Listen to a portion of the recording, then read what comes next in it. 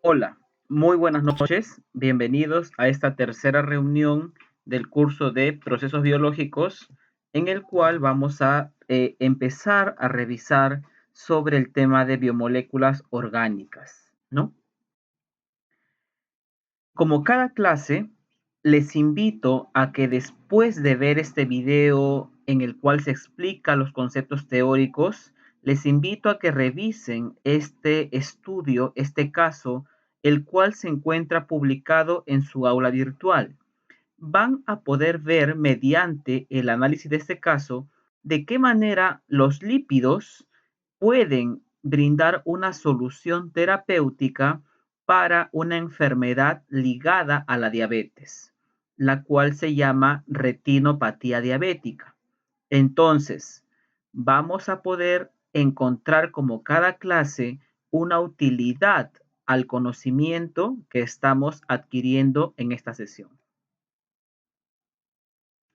La agenda del día de hoy corresponde a hablar de las características químicas y también funcionales tanto de carbohidratos como de lípidos. El objetivo de hoy, durante la parte práctica, vamos a poder observar y trabajar con estructuras moleculares tanto de carbohidratos como de lípidos.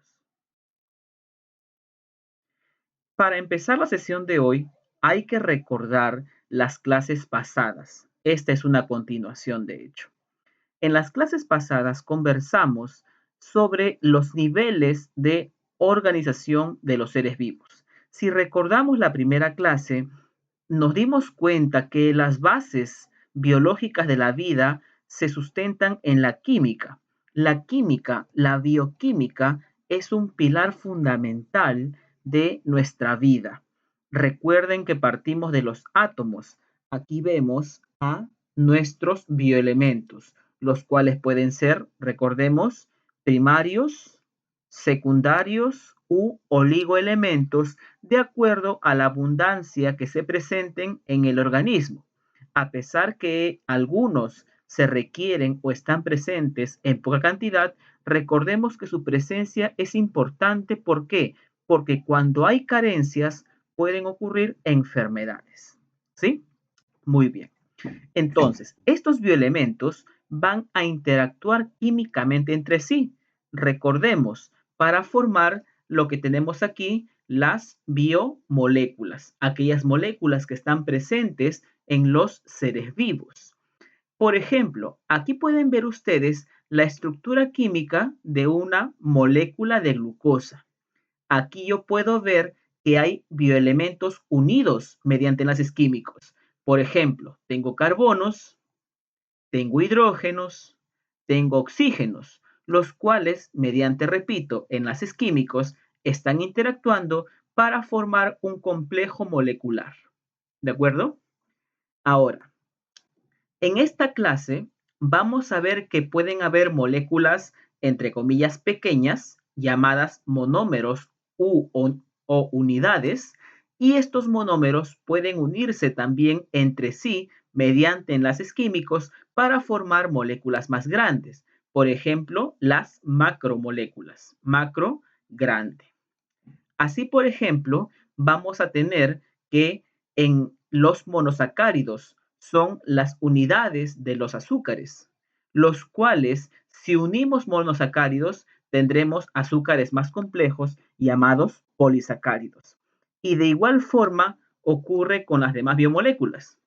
Por ejemplo, los aminoácidos son la unidad estructural de las proteínas.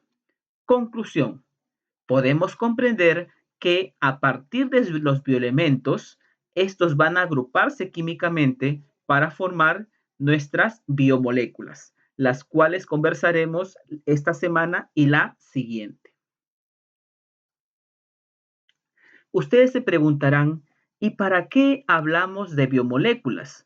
Pues la respuesta es muy simple, porque las biomoléculas forman parte de la vida.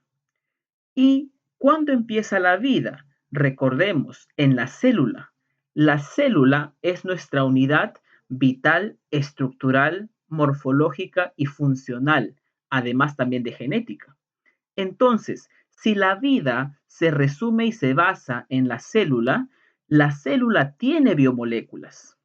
Aquí en este esquema podemos reconocer que muchas estructuras de la célula están compuestas de biomoléculas. Por ejemplo, algunas células como las plantas o los hongos presentan una pared celular y en esta pared vamos a encontrar carbohidratos, polisacáridos, por ejemplo. ¿Qué más? La célula eucariota como la nuestra, en el núcleo alberga material genético y el material genético no es más que ADN, el cual es una molécula. Toda célula tiene una membrana, la cual es una barrera de la célula.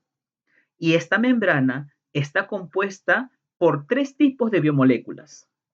Encontramos mayormente lípidos, en segundo lugar proteínas y en tercer lugar carbohidratos. ¿Qué más? Las mitocondrias, por ejemplo, en eucariotas, presentan también, aquí vemos, lípidos, proteínas e inclusive material genético. Conclusión, ¿qué podemos comprender aquí? Que la célula está formada, tiene estructuras hechas en base a biomoléculas, pero no solamente eso, no solo es estructura, sino que dentro de la célula van a ocurrir reacciones químicas en las cuales participan biomoléculas. De hecho, por ejemplo, la energía que sostiene la célula proviene de la reacción de biomoléculas, lo cual veremos más adelante en el curso que corresponde al metabolismo. El metabolismo implica reacciones químicas entre biomoléculas. Entonces, la célula está formada, implica a las biomoléculas. Hablemos ahora de un grupo de biomoléculas, las cuales son los carbohidratos.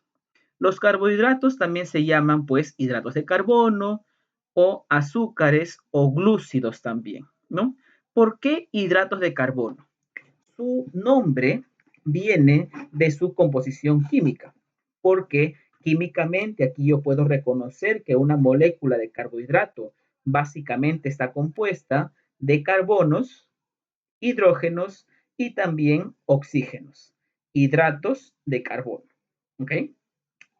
La unidad estructural de los carbohidratos son los monosacáridos. Mono, uno, unidad de los azúcares. ¿Ok?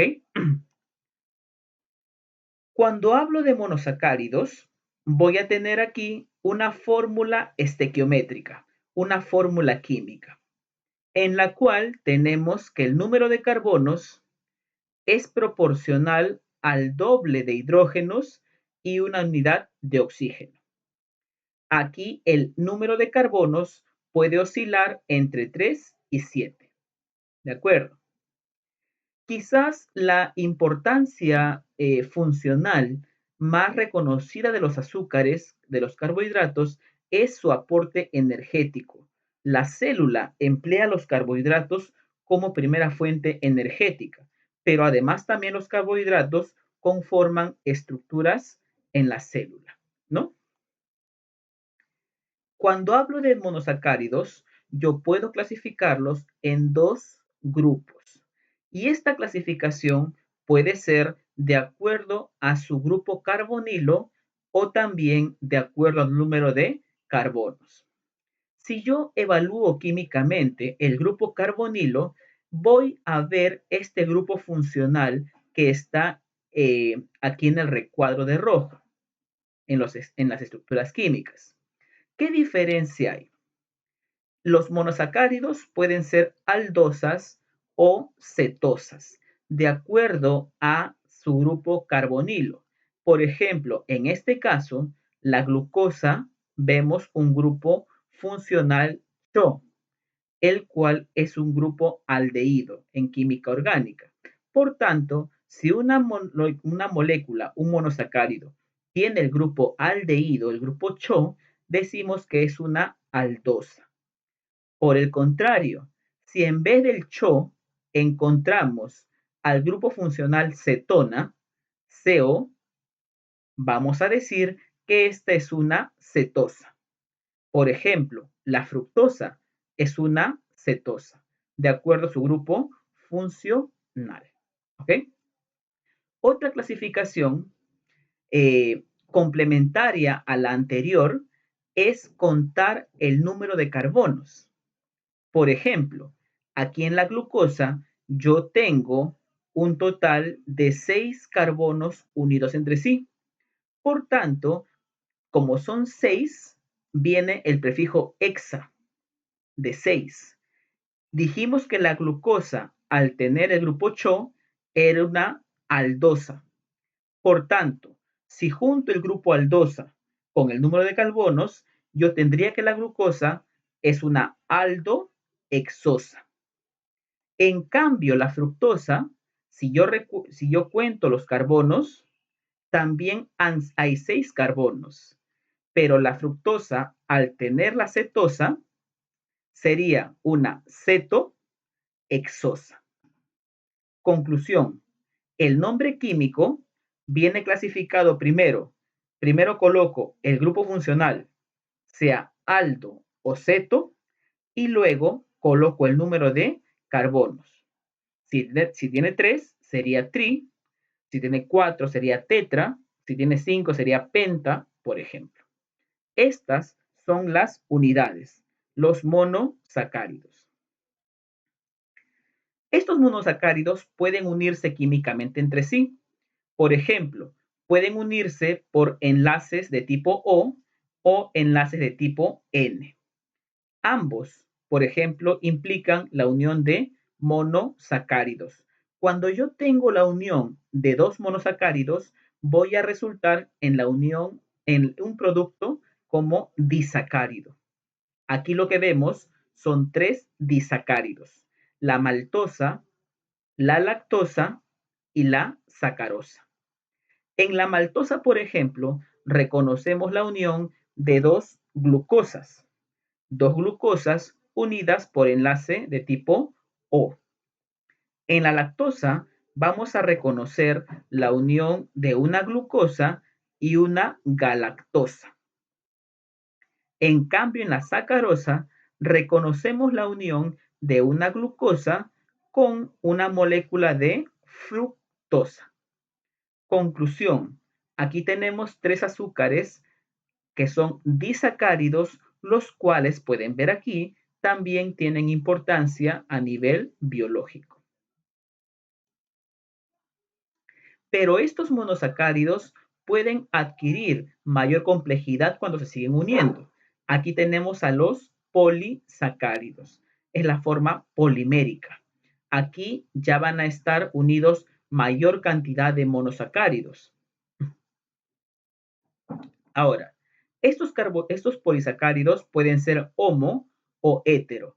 ¿Qué diferencia hay? Homopolisacáridos es cuando se une un mismo tipo de monosacárido. Por ejemplo, la unión de puras glucosas. Pero heteropolisacárido sería si mezclo, por ejemplo, glucosas, fructosas, galactosas, por ejemplo, ¿no? Cuando hablamos de polisacáridos de importancia biológica para el hombre, por ejemplo, podemos reconocer al glucógeno. ¿Por qué? Porque el glucógeno es un polisacárido que resulta de la unión de glucosas. Aquí pueden ver las glucosas en su forma cerrada, como anillos, las cuales están unidas de forma ramificada. ¿Y por qué importa el glucógeno? Porque el glucógeno es una reserva energética. Por ejemplo, en el hígado o en el músculo encontramos glucógeno. De tal manera que cuando nuestro cuerpo esté en ayunas o requiera glucosa, lo que va a ocurrir es que este glucógeno se empieza a romper, a degradar para dar paso a las glucosas, que son sus unidades, y estas puedan generar energía mediante metabolismo, por ejemplo. Otro ejemplo de Polisacárido, no animal, sino vegetal, sería la celulosa o el almidón, por ejemplo, que encontramos en vegetales. ¿Ok? Esos son los polisacáridos. Existe una variante de los polisacáridos llamados glucosaminoglicanos. ¿Qué diferencia hay con estos? Estos son heteropolisacáridos. ¿Qué dijimos de los hetero? Implican diversos tipos de monosacáridos unidos entre sí. ¿Cuál es la importancia aquí? Estas moléculas tienen una carga y un pH normalmente ácido, lo cual hace que sean afines al agua, que sean fácilmente hidratables. ¿Ok? Los glucosaminoglicanos tienen una importancia estructural en nuestro cuerpo. ¿Por qué? Porque son parte de lo que es el tejido conectivo. En nuestra piel, por ejemplo, rellena espacios y estos también componen lo que es, por ejemplo, la matriz extracelular. Quizás ustedes han escuchado alguna vez que hay mujeres que por estética se inyectan el famoso ácido hialurónico. Aquí ustedes pueden ver la estructura química del ácido hialurónico, el cual es una secuencia repetida de este disacárido. Aquí vemos dos monos, hacen el disacárido. Entonces, el ácido hialurónico es una repetición de el delta glucoronato y el N-acetil glucosamina. De ambos, repetidas muchas veces, tenemos la cadena grande, que sería el polisacárido ácido hialurónico. ¿Se dan cuenta? Estamos frente a un heteropolisacárido. Hasta aquí hemos visto la estructura química de los carbohidratos.